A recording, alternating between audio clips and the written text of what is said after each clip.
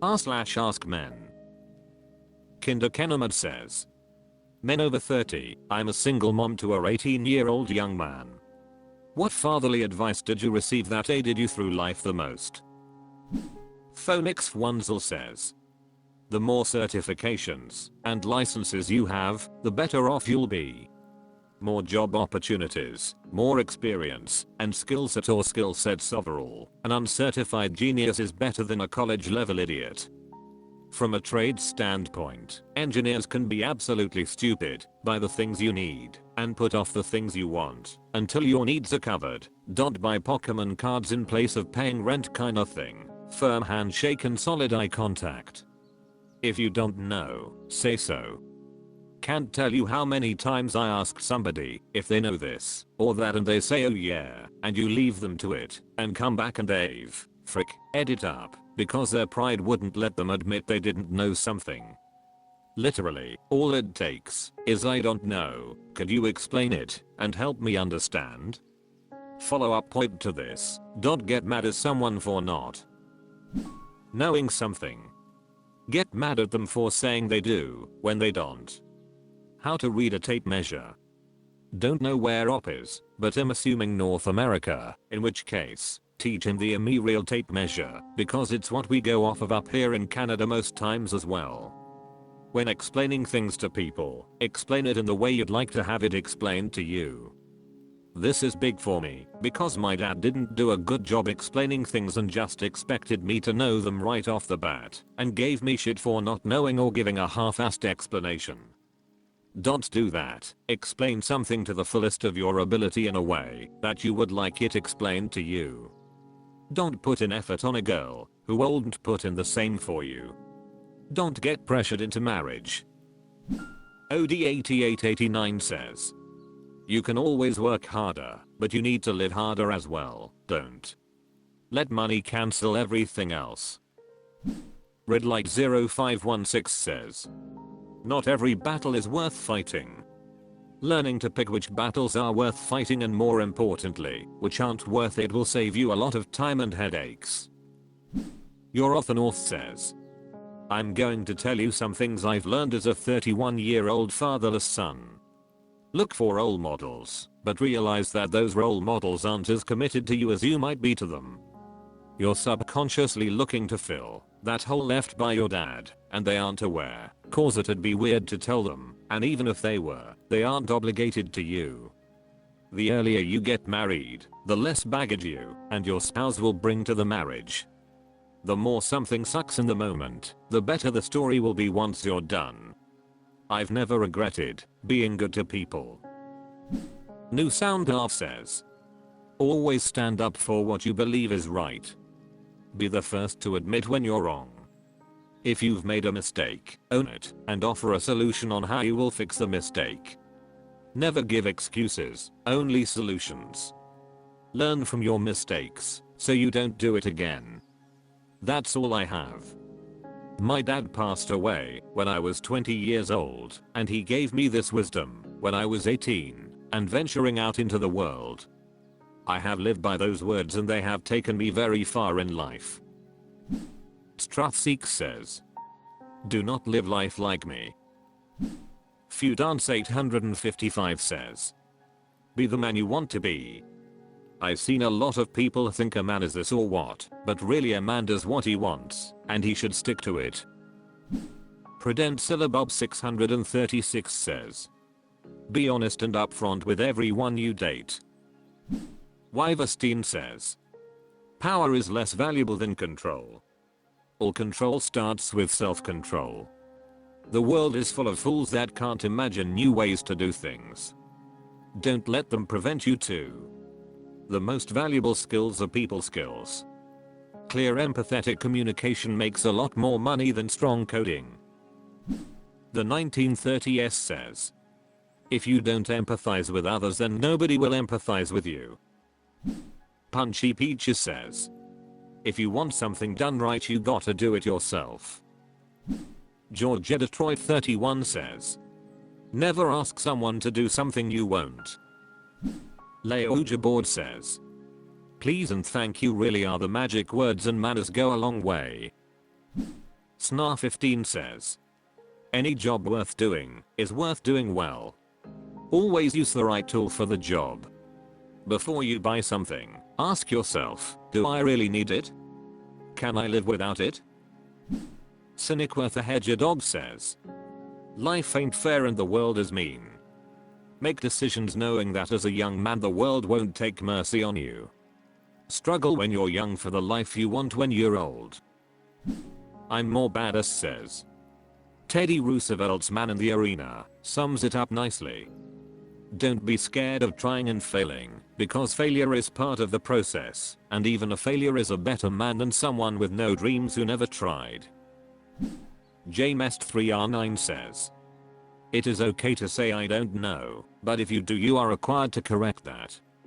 Also, all relationships will fail until your last one, so do not worry if you keep striking out. Igbeezy says, you get nowhere in life by being rude. The Best Yak Ever says, never trust a man or woman who cannot admit he or she has made a mistake. A man can stand down and admit he's made a mistake and learn from it. Without that ability, a man can never truly improve himself. You deserve to be treated with respect as a boyfriend or husband.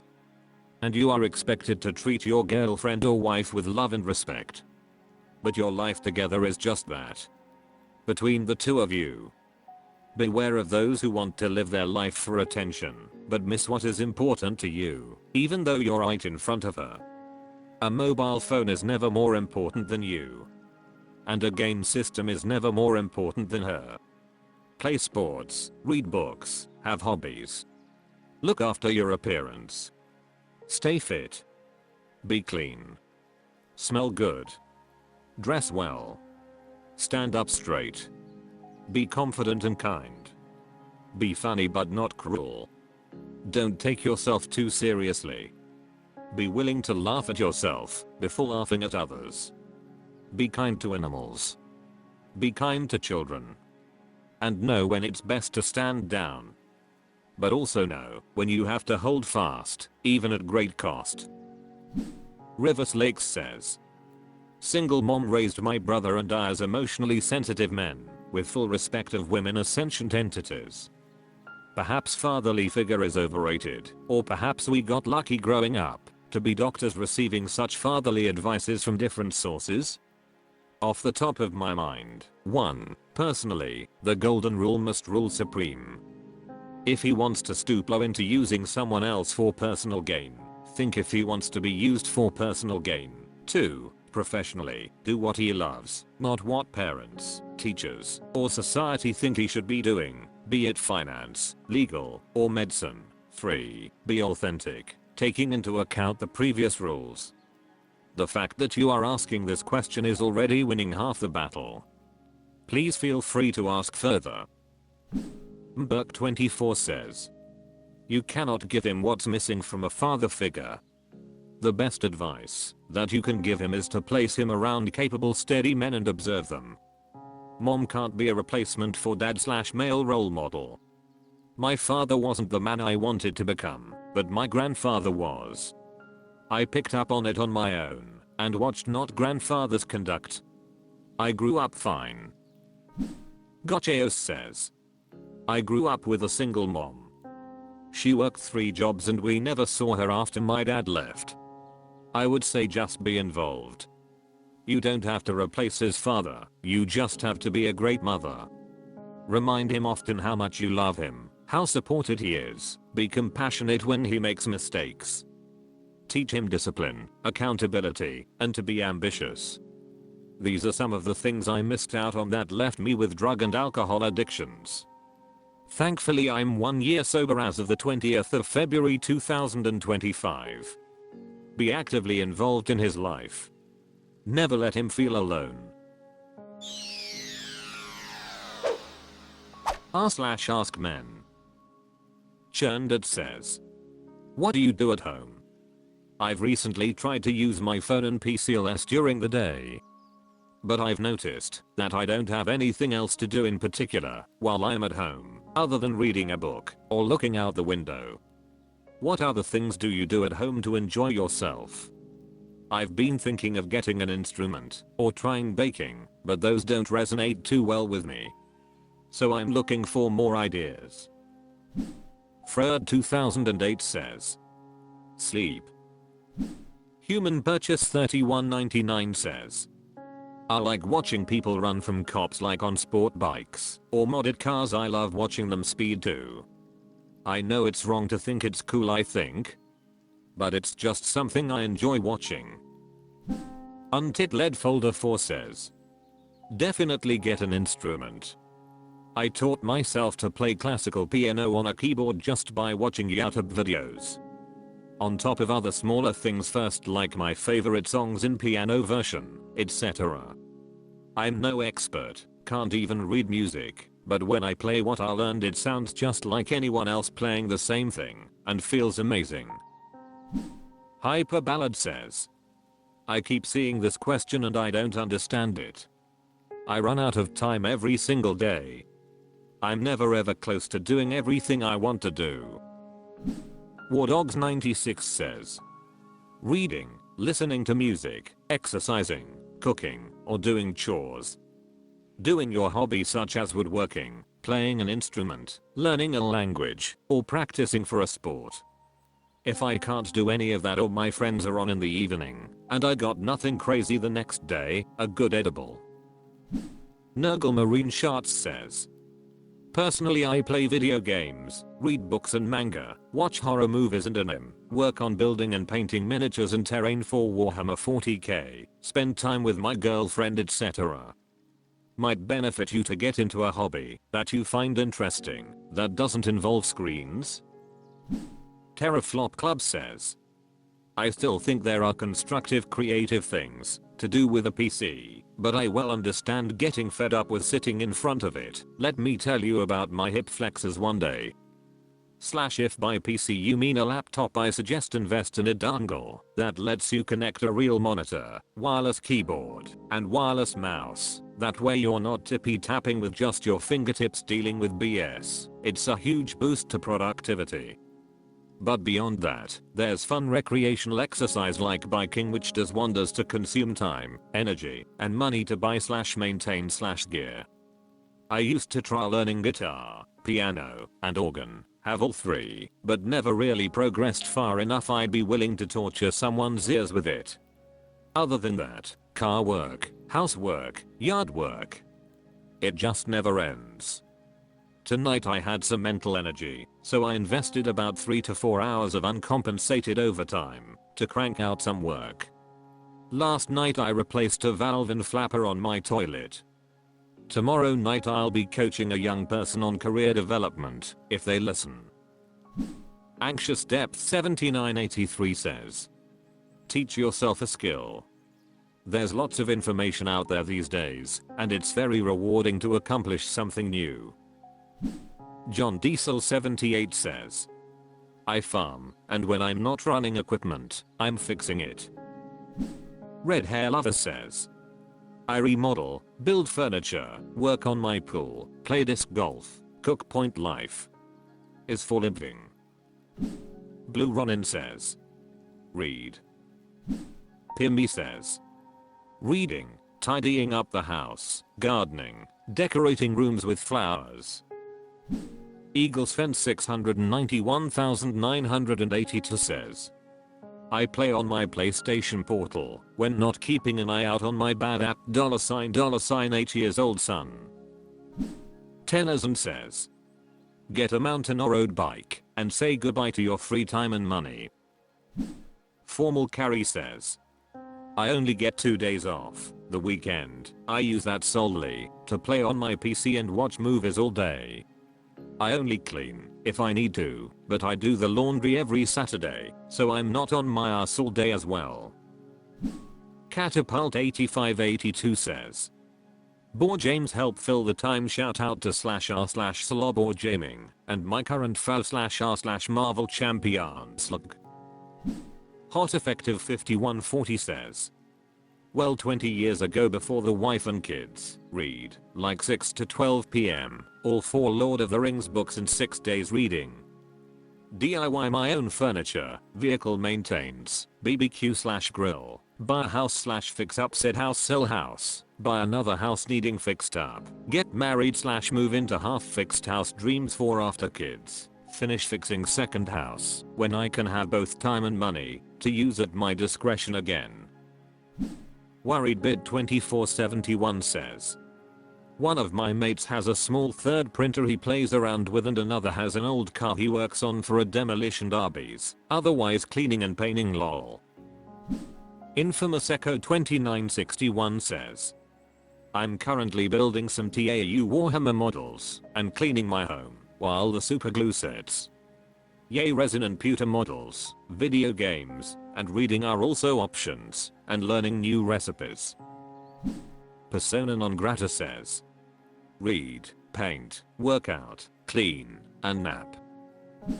MXLCH12 says, work out with my equipment and play video games.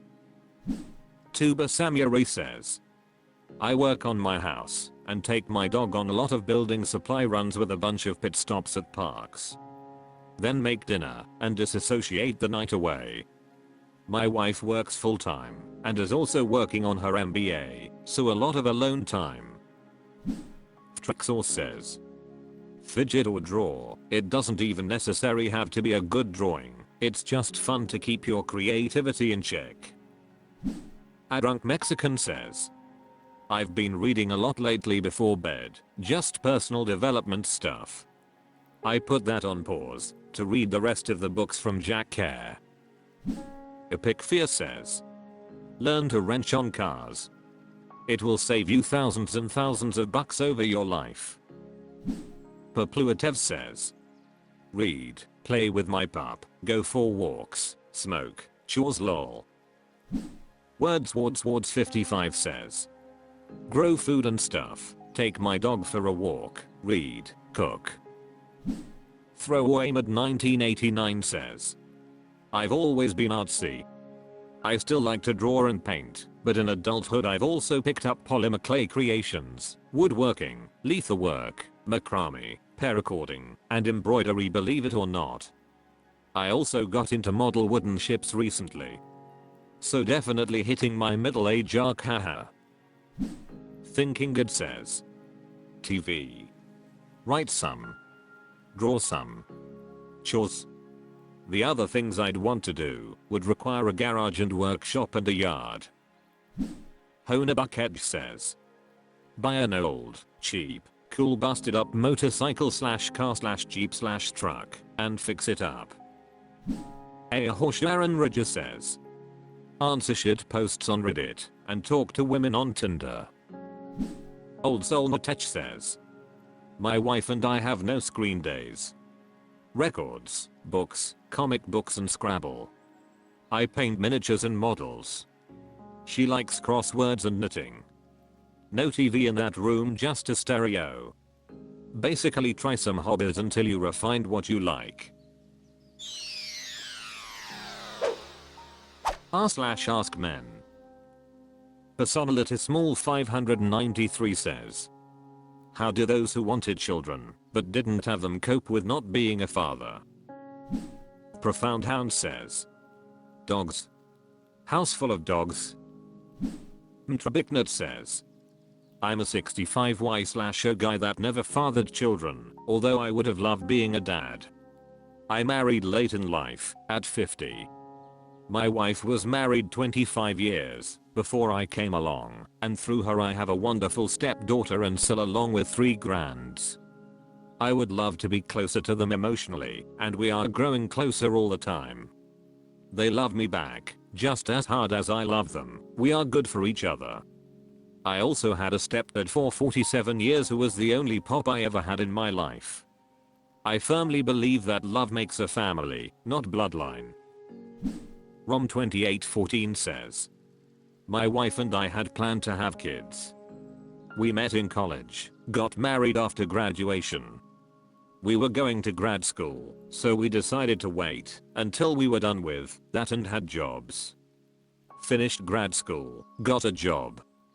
Tried for a year, to have them before we went to a fertility doctor and discovered it wasn't in the cards for us.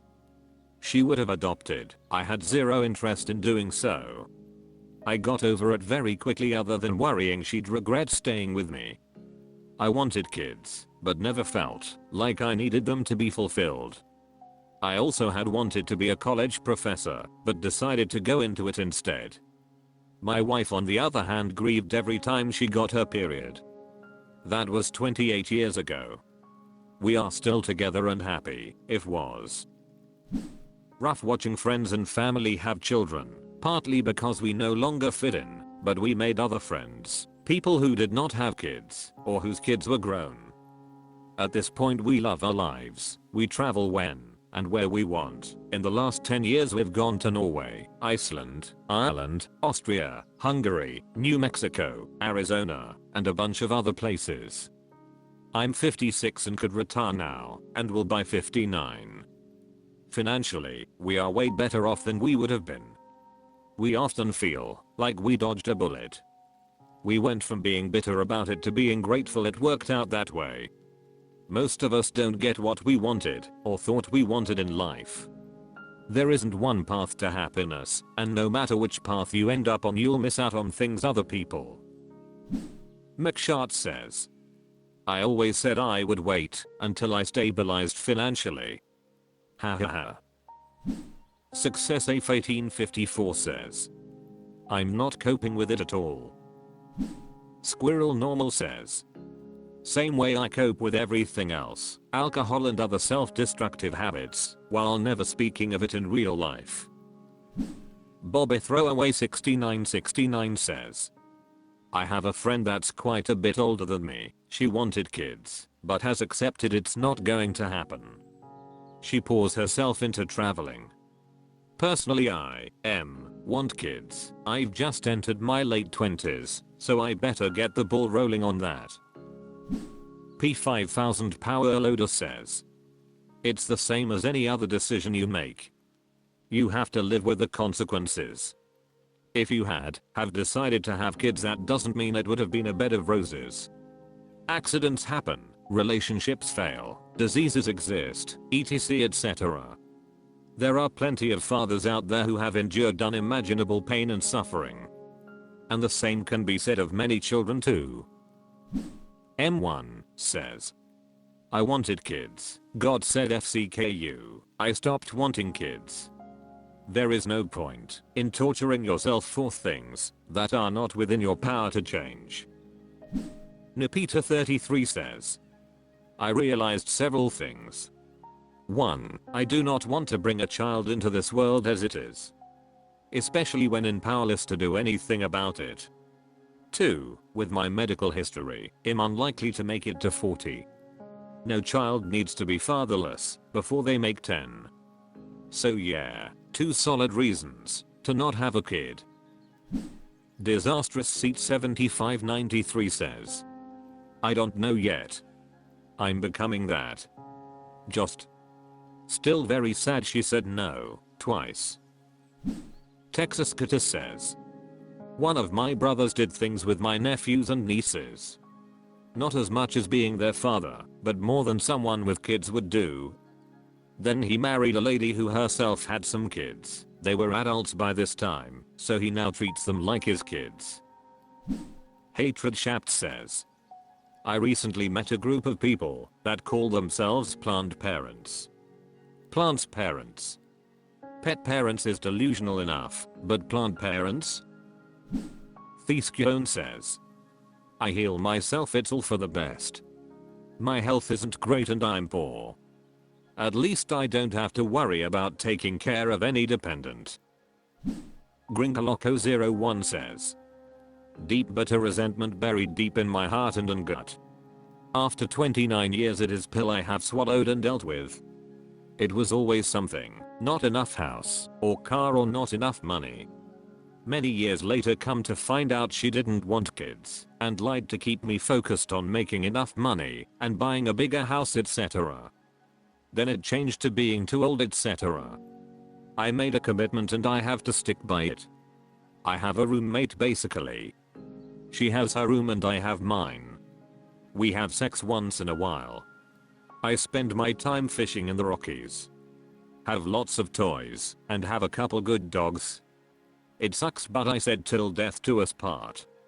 I'm Gen X, so I'm used to burying that pain deep. This is one of a couple times in my entire marriage I have opened up about it. It will most likely be overlooked, but it feels good to write it down and leave it to the universe. Little less brick in my gut and weight on my shoulders. Bear Dead Should Too says, I never wanted any. Lent 12 says, following. Danaba 285 says, why? r/AskMen. Forget About the Lonely says, what do you think about these bell hooks quotes? I've come across these quotes by feminist author bell hooks that really seem to contradict how a lot of conversations about men tend to go. So I wanted to post them here and get some feedback on what men think. To create loving men, we must love males. Loving maleness is different from praising and rewarding males for living up to sexist defined notions of male identity. Caring about men because of what they do for us is not the same as loving males for simply being. When we love maleness, we extend our love, whether males are performing or not. Performance is different from simply being. In patriarchal culture, males are not allowed simply to be who they are and to glory in their unique identity. Their value is always determined by what they do. In an anti-patriarchal culture, males do not have to prove their value and worth. They know from birth that simply being gives them value, the right to be cherished and loved. This fear of maleness that they inspire estranges men from every female in their lives to greater or lesser degrees, and men feel the loss. Ultimately, one of the emotional costs of allegiance to patriarchy is to be seen as unworthy of trust. If women and girls in patriarchal culture are taught to see every male, including the males with whom we are intimate, as potential rapists and murderers, then we cannot offer them our trust, and without trust there is no love.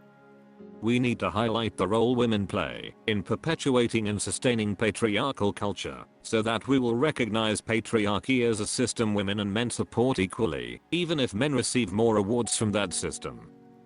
Dismantling and changing patriarchal culture is work that men and women must do together.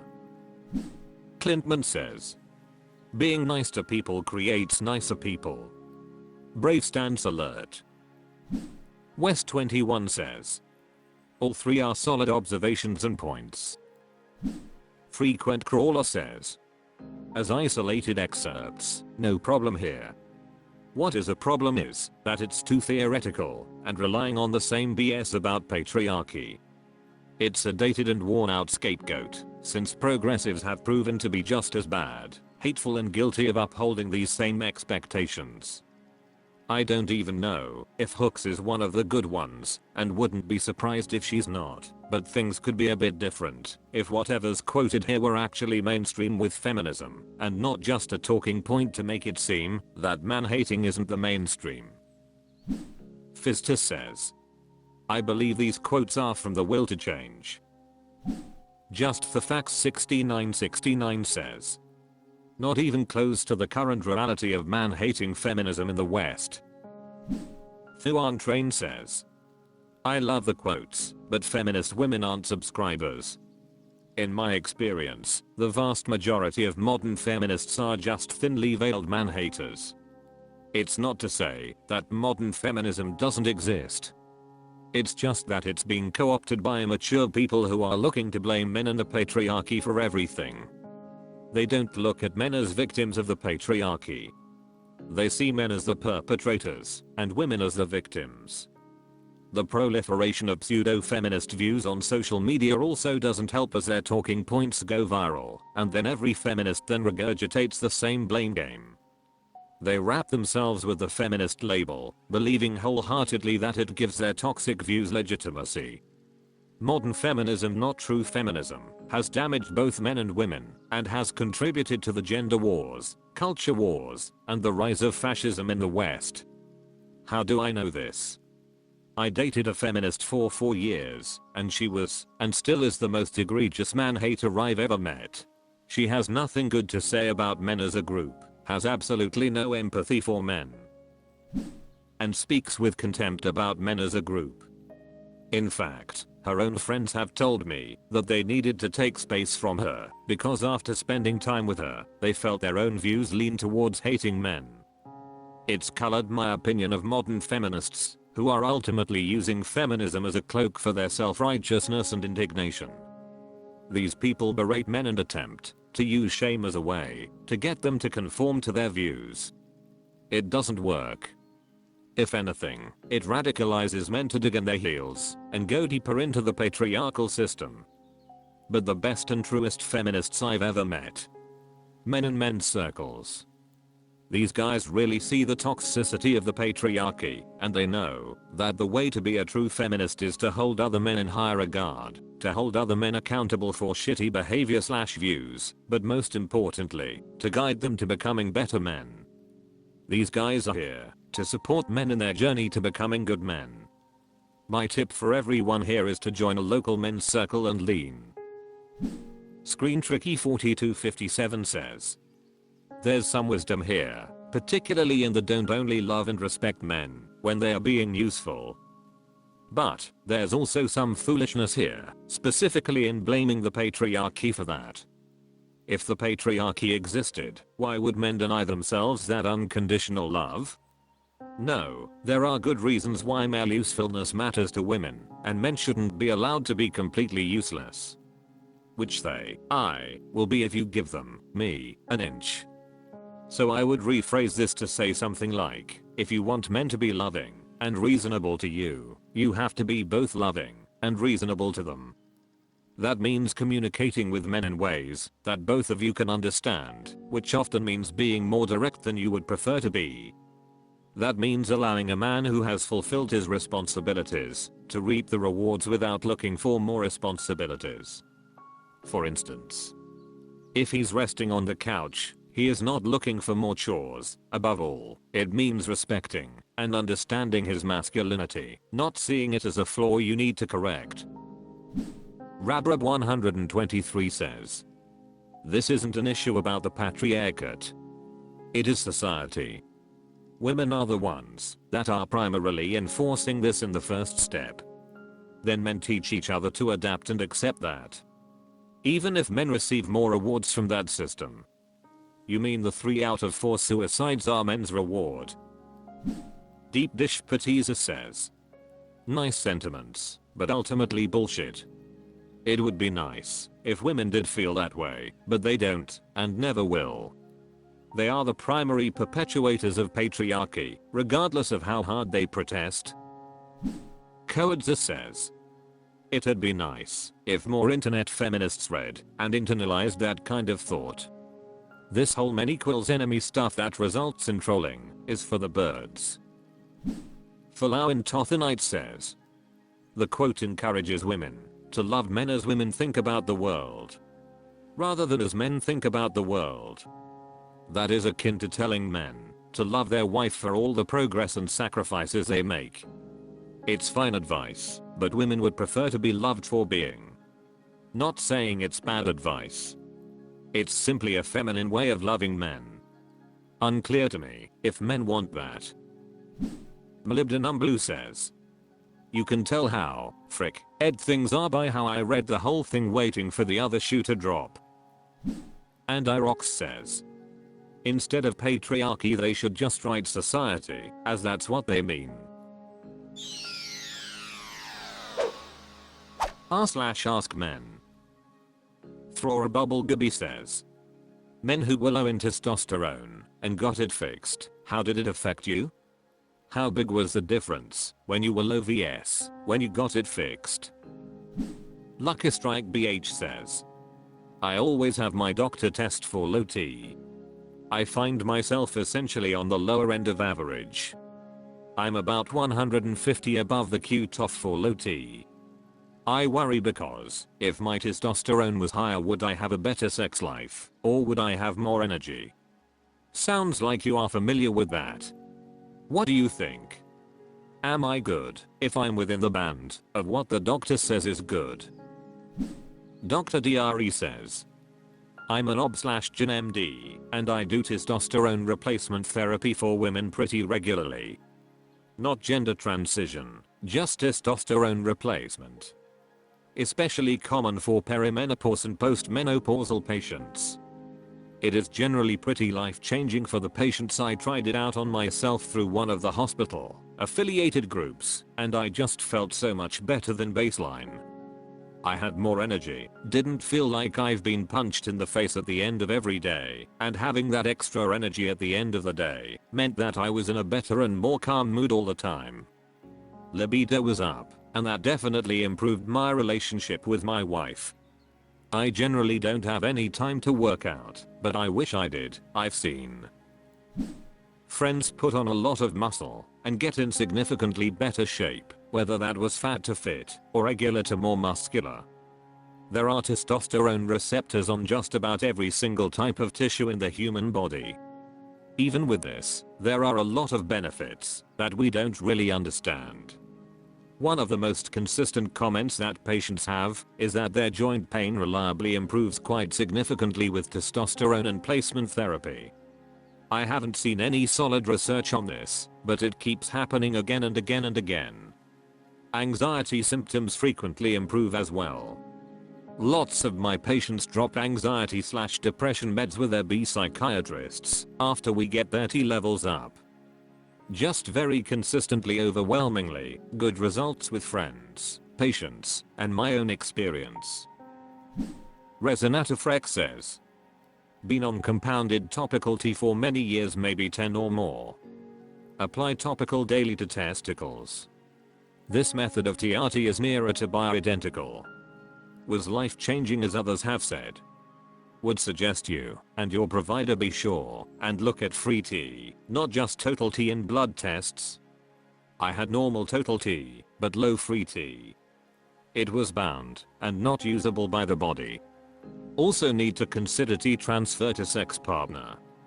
We had to adjust some things like timing after application and wash before intimacy to minimize the unintended transfer. Still transfers but is within reason. Cringer D69 says, I've stopped losing hair, put on muscle, and can frick multiple times a day. Von Skletterban says, brain fog is now gone. JSJD7211 says, I have the once a week injection with the estrogen blocker.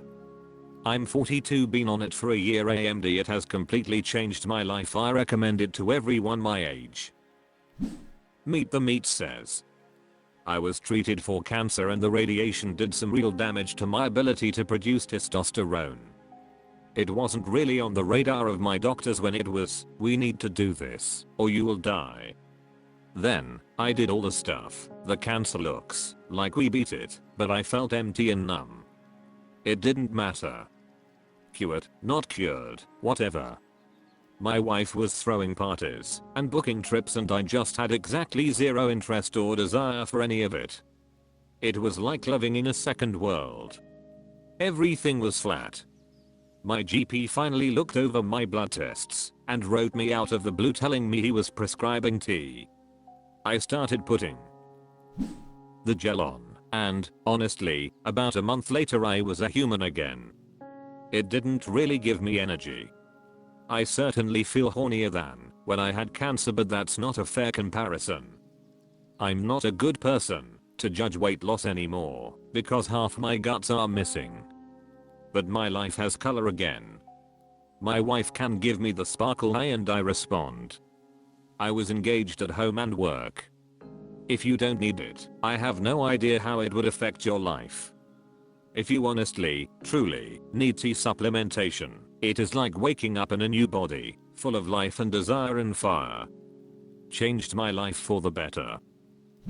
Shelf Biometis says, noticeable difference. More energy, better mood, faster muscle growth / numbers go up faster. Though libido isn't fixed yet, that part is more complicated, but I'm still dialing in dosages and injection frequency in the hopes that it gets better.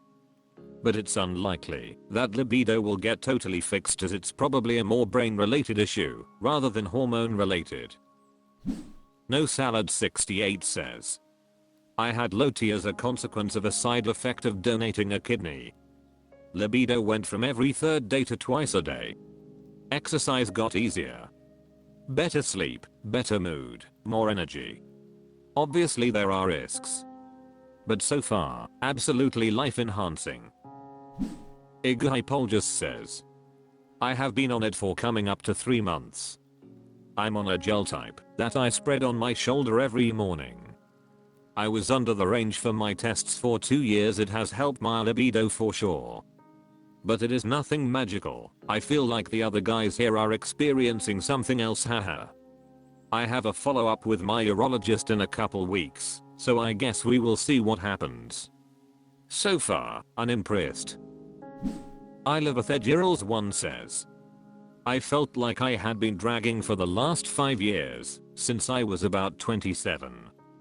Low energy, low libido, mental fog all the time, couldn't concentrate, strength stalled, felt like there was no color in life anymore, career stalled, etc. I'm about 4 months on doctor prescribed TRT, 150 mg/week now, and the difference is subtle yet insane. Energy throughout the day, libido is high, no more mental fog, sustained focus, strength went up, life is exciting. Mentally I feel like I've changed from a life happens to me attitude to a frick that I bend reality to what I want attitude. Titsmuji says, huge. It's not a miracle drug that makes you feel like you're high on life. It does fix many problems. Libido is way back, big time. Muscle growth is wild. I actually want to work out, when before I couldn't care less. Energy is much better, but you won't feel like a superhero. You just feel more normal, rather than exhausted all the time. It's not without its downsides, though.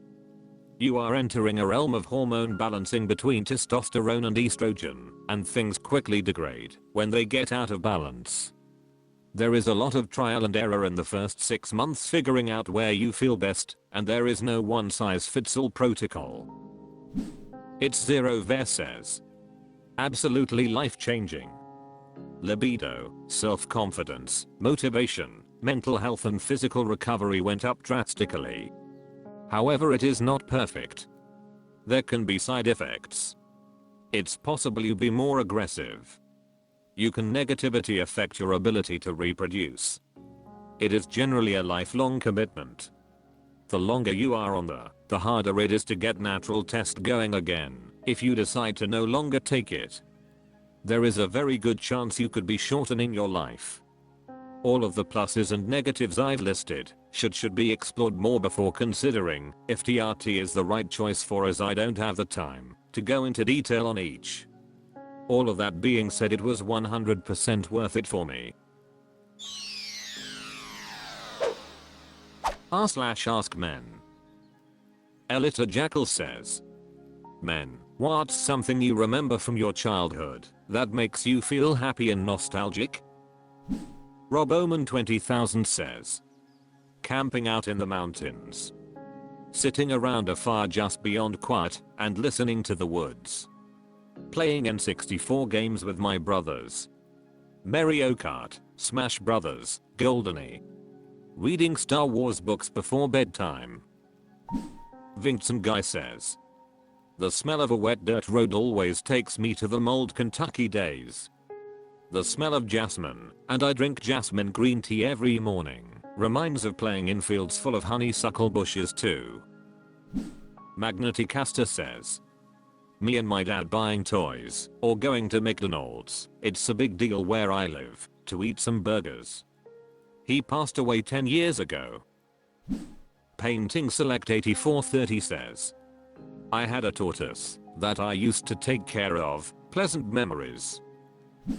Shota Biscotti 1 says, my grandparents had an old beach cottage that we would visit during the summer when I was growing up.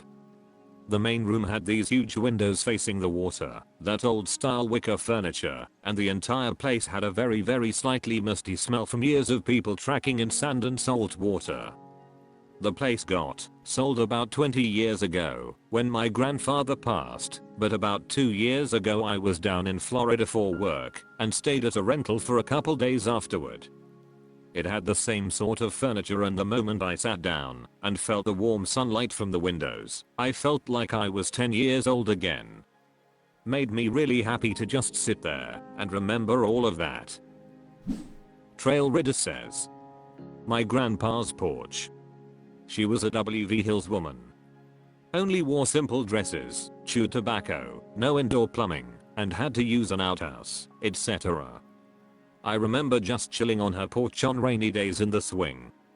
The smell of the apple tree.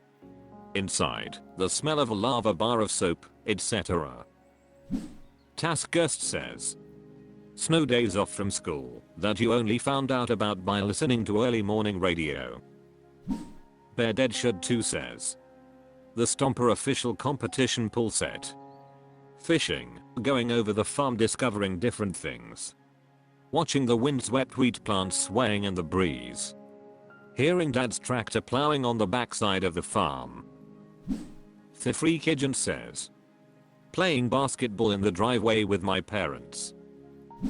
Silent Fungus says, 40 male, remember when all the kids on our street would buy cap guns from the ice cream man and we would all get together and play cops and robbers.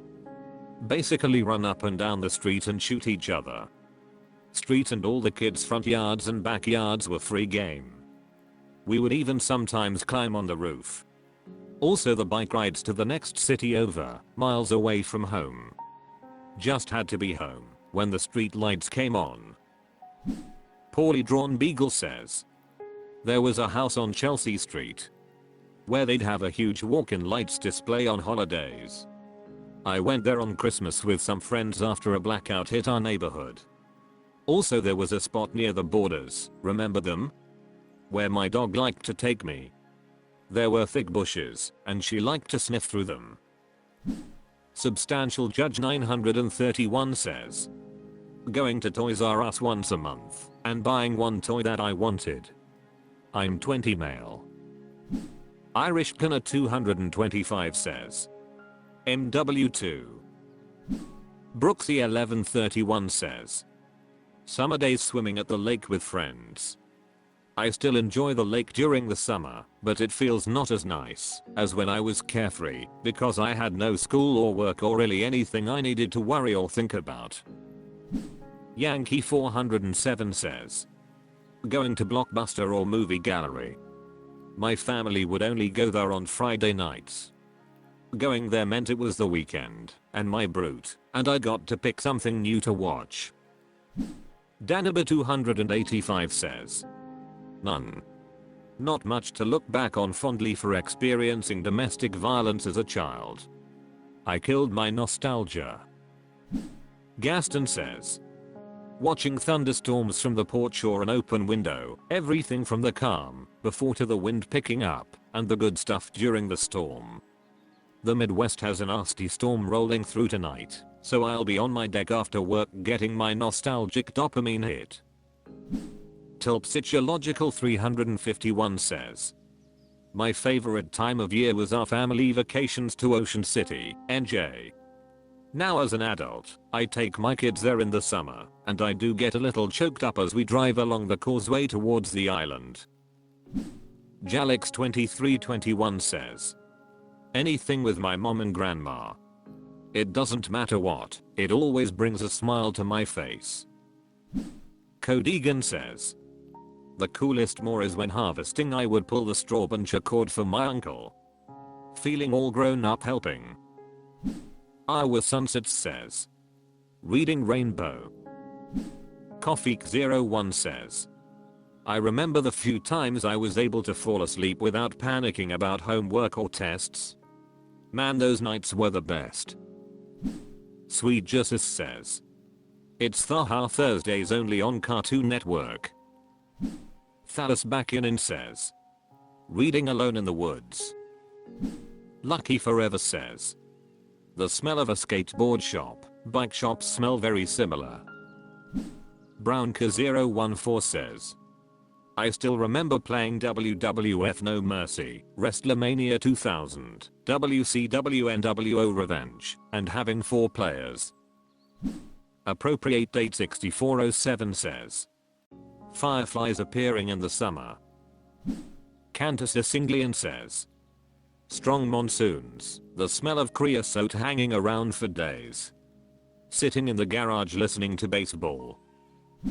Vincent Massey says, I had this pair of brown shorts that I really liked. Fabric was quite soft watching my parents feed animals at the park / taking me to the park going to amusement parks. Tuba Samurai says, a peanut butter and jelly sandwich with a glass of whole milk. Jay Wilson says, I'm currently a teenager, so it's not far away from now. The song Next to Me Imagine Dragons I used to enjoy it a lot. Germano Eridzanda says, my PS2 and the Iron Man toy line from the first movie. Got a toy from that line at Armageddon last year. I just wish I could find Ironmonger. Sever Alcansat says, whenever I hear the theme song of Ocarina of Time. Pete Wilson says, maple sap boiling in the sugar shack. Wonderful Belt 4626 says, my grand's apple and rhubarb pie. So good. Ty 2022 says, hiding eggs on Easter for my 9 siblings. iBug 1018 says, a sharp cool breeze on summer day. But, the kind of day that was sunny and hot for most did until big dense clouds pregnant with rain filled the sky. The breeze that carries the smell of the coming storm. It meant I had to bike home, or get caught in it with friends. Hunged says, summer vacation. We didn't go anywhere but I didn't have to get up for school. I'd wake up around 7 and be outside with my friends by 8 and didn't come home until the street lights came on. r/AskMen. Breezibulba says, flirtation for favors. Has this happened to you? How did it affect you? Has anyone ever felt that an older woman was using flirtation or suggestive behavior to get you to do chores or favors for them? I'm interested in hearing about personal experiences with this kind of dynamic, particularly where there was a noticeable age difference. What happened, and how did it affect you? Nimopet says, what? No. Cassette Snowman 5000 says, it happened and I grew wise to her act real quick, because she would do it with every guy, so when she would come around to try and con me again I told her you got this and kept with what I was doing. Wildcan 7697 says, I had a neighbor who did this to me, haha. I was around 16 to 17 years old. She was recently separated. The conversations were always very heated. But I kind of went to the bakery for her, gave her cigarettes, went to the market and these favors that needed to leave the house. She already let me see her take a shower naked, she already touched Malaquias and everything. But FDP wouldn't do it at all. Time passed, I changed states, and when I came to visit my parents she saw me, and we started talking. She said I looked very pretty, and started saying that the old people on the street always wanted to take her to the motel, but she wouldn't go and everything. I said I would take her if she wanted, but she could wear a bikini, so she could get into the bathtub safely. We went to the motel, she wore her bikini, and was drinking wine in the bathtub, and I was smoking and drinking beer sitting at the table. She asked me to come in, I said I didn't have a swimsuit, she told me to go in naked. So, I sat on the edge with my feet in the water, she started sucking, and from then on it was just crazy, ha ha ha. I fulfilled a teenage dream at 32, ha ha ha ha. Drogda says, LOLXD with the exception of my pretty much every time someone, regardless of age, was flirting with me, and I was able to notice it, it was for this reason. It got significantly less in the last couple of years, but mostly on the account of me becoming more socially withdrawn. Thank F/CK for home office. Teraflop Club says. Reverse happened. 1. Younger attractive woman's car bunked into the back of mine thanks to their cell phone use. They hopped out, coyly asked me whether I'd forgive them, to which I gave a glance, said no, and accepted a check after taking down all their info. And 2. Again, a younger attractive woman coyly asked me a question about a contractual matter. I was landlord, to which I, again, said no, politely, and we stuck to the contract. No temper tantrums, everyone was calm, credit to them for trying. Eponymous says. This is a thing among women. It's also why they get pissed when you misinterpreted them. No, you correctly interpreted that she was flirting with you. You weren't misinterpreting her. Rather, you were accidentally calling her bluff. And she's low-key offended that you thought she was attracted to you. Pro tip, men tend to flirt when they are romantically interested. Women flirt for all kinds of reasons. Sincere romantic interest is only one of them. Delusional Zero says. Happens every day. There's not enough screen space to talk about it. Iamonus says. She wasn't per se older, but a mom of a daughter, and would try to persuade me to do things by getting me into the stairwell at work, only to grind her ass against me and then ask me to do things or else she wouldn't let me grab it until I did what she asked. No, I never did what she asked. To thought I was a young and naive horny awkward guy who would bend to her will. Flashes from Flirtation says. Countless times, they are manipulative aflol. Meet the Meat says. It's more fun when you have the money to make pretty girls' wishes come true. Insane Theron says. Once, I met a woman, she was nice, flirted, cooked me food etc. Before I knew it, we were living together. Be careful out there guys. Jenny Loggins says. Are middle-aged women luring you into their homes or something? Leophoria says. Yeah, I hate it. TBH, if a female server is flirtatious or a tad over nice, I inwardly roll my yes. Frequent Crawler says. I had this done to me in college. It wasn't that hard to notice, but I was too stupid back then. At least I fell for it only once, then never again. For Test Spiderman says. Extremely often with me, almost daily in my line of work. Once they're aware of your partner, most will disappear and try again later. Some will test for cracks in the relationship to exploit or be opportunistic if they see your partner as lesser etc. It's almost like there's a list or routine of things that typically work with guys. They subconsciously work their way down and will only continue down that list if it matches the value of whatever it is you have to offer. At this point in my life, it's more interesting to watch it all unfold, and interesting how similar the approach is person to person. Not everyone does this of course, and I don't blame or judge them as it's just environmental conditioning, but it's definitely very common and interesting to observe. No Salad 68 says. Yeah, it took until my early 20s to realize this was a thing. I then stopped helping women who resort to this technique. G-Killer Josh says. Yeah, but it's not an age thing, it's a manipulation behavior, and I respond by not playing into it all. Show up in my life when you don't need or want something from me. Then I'm willing to do a favor. King Rootin Tootin says.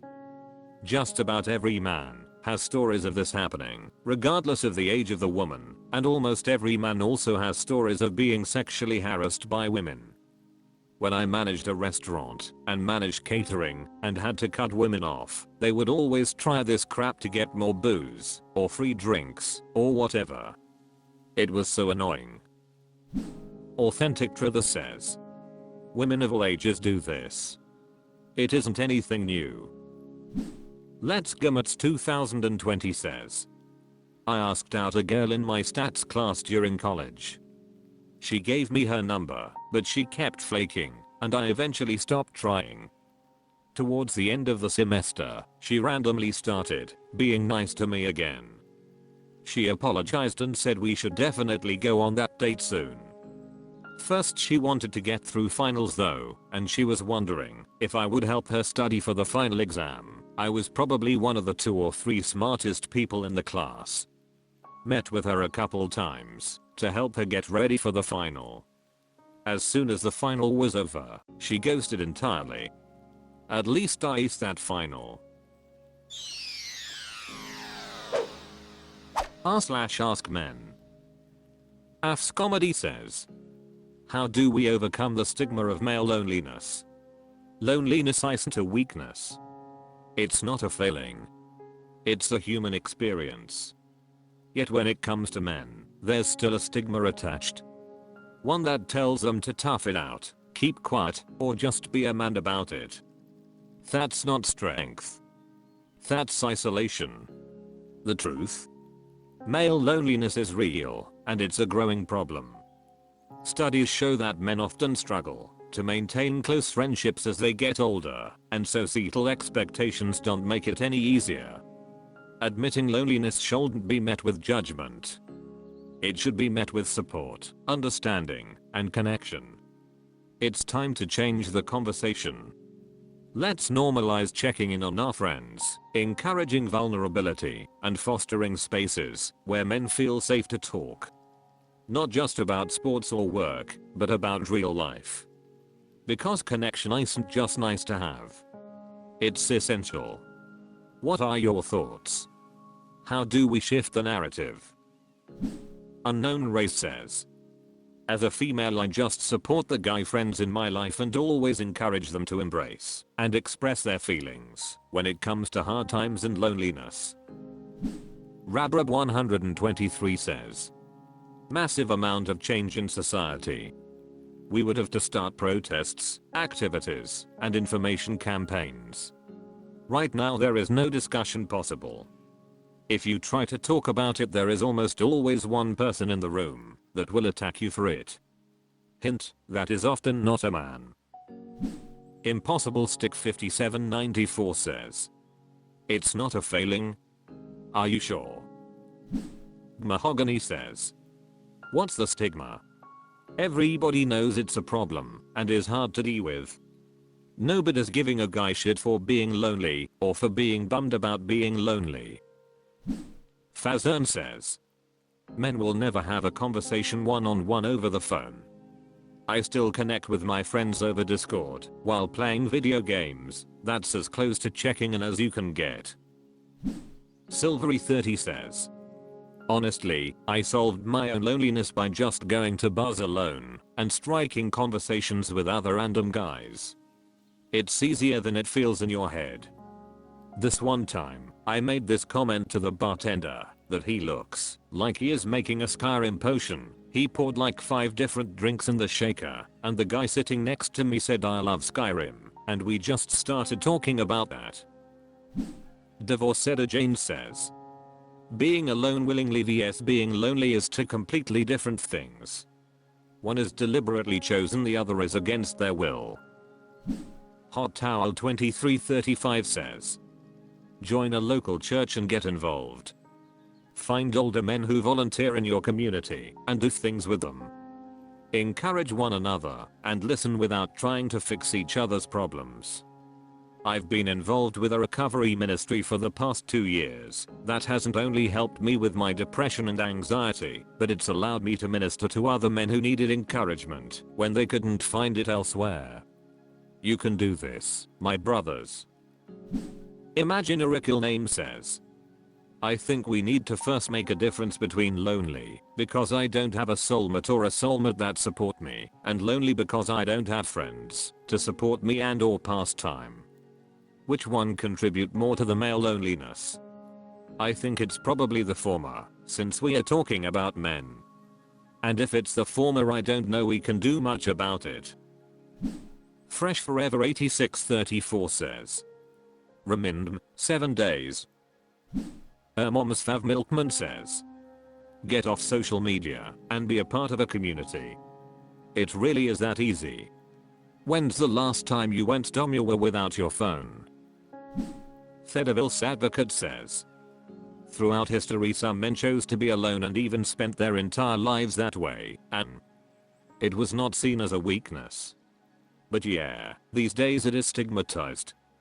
I guess we need to realize, Jin, that a man's to serve as a partner for someone is not a man's only possible purpose. That may be the path most choose, but there are always some who are different. Lux0T says, as a start, get everyone to admit it's a problem. Every time I've seen these discussions online, someone in the comments just says it's not our problem or guys need to take care of it. It's everyone's problem, and society needs to realize that before anything gets better. Remarkable Rob says, by normalizing deep conversations, encouraging male friendships beyond surface level topics, and making it clear that vulnerability is a strength, not a weakness. A1 Sork 3rd says, I really don't think it's as stigmatized and taboo to talk about as you think. I think the bigger problem is solving it. Coming up with actionable solutions for the increasing number of people dealing with it. Because it's not a straightforward problem, and merely acknowledging it does nothing to ameliorate it. Yes, encouraging each other to be more thoughtful, proactive friends is of course good, but I don't think it will completely fix the issue. I think it's more complex than society telling men not to discuss their feelings. But if that's how any of you really feel, that you aren't allowed to discuss your feelings or be vulnerable, or whatever, then absolutely know that that is okay, and anybody who tries to make you feel bad for such a basic human function is an idiot, and not worth keeping in your life. Now there are good ways to express emotion and bad ways. Yelling at people, punching walls, etc.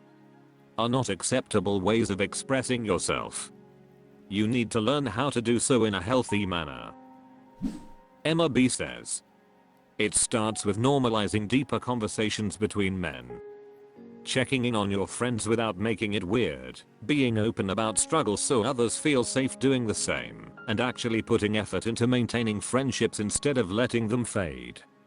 Society teaches guys to be self-sufficient to a fault, but real strength is in connection. Relurcus Derican says, I'm single, but I don't really deal with loneliness, because I genuinely feel like my friendships are elite. So take my comment with whatever salt you want. One common thing I've noticed though with people who do struggle is there's often this fear of vulnerability. There seems to be an unwillingness to be the change they seek from others. It's not rare for them to want someone else to make the first move. And when they do make a first move, and it isn't an instant success, they react with yup, just as I thought. Not doing that again. As someone who used to be a shy overthinker growing up, but worked themselves into being a carefree social butterfly. You have to change your approach about these things. It's not easy, it's work. But the work pays off. Don't keep score. Don't make things transactional. And don't make your moves calculated. Just be authentic and lead with your heart. If they reject it, so what? On to the next one. You can't get discouraged by every individual who doesn't gel with you. There's billions of people in this world and eventually like-minded individuals will be drawn to you. But this also requires showing up for your people even when it's inconvenient. This is something that I also noticed. Some individuals refuse to put in the work, but expect all of the paycheck. It's not easy to put in genuine and kind-hearted effort consistently. But if you do, great things tend to observe. And Peria says, if you think that men are told to tough it out because that's what being a man is, you are part of the problem. Men learn to tough it out because people have zero compulsion to care about them. And that is the only thing you can do in that environment. Putting this on men, as if all of their problems are caused by them, and other people's problems are caused by them, is why they don't open up. Nobody will open up to someone who is just looking for an opportunity to show them how wrong they are. Nobody. Efficient Baker 1694 says, I'm not sure if we can overcome the stigma. There will always be a selfish mindset in regard to certain things.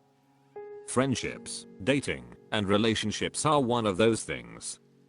Unfortunately, this results in some guys being left out, thus results in loneliness. Others will look at that say, gee, that sucks, but it's not my fault. It's your fault and you need to figure it out on your own.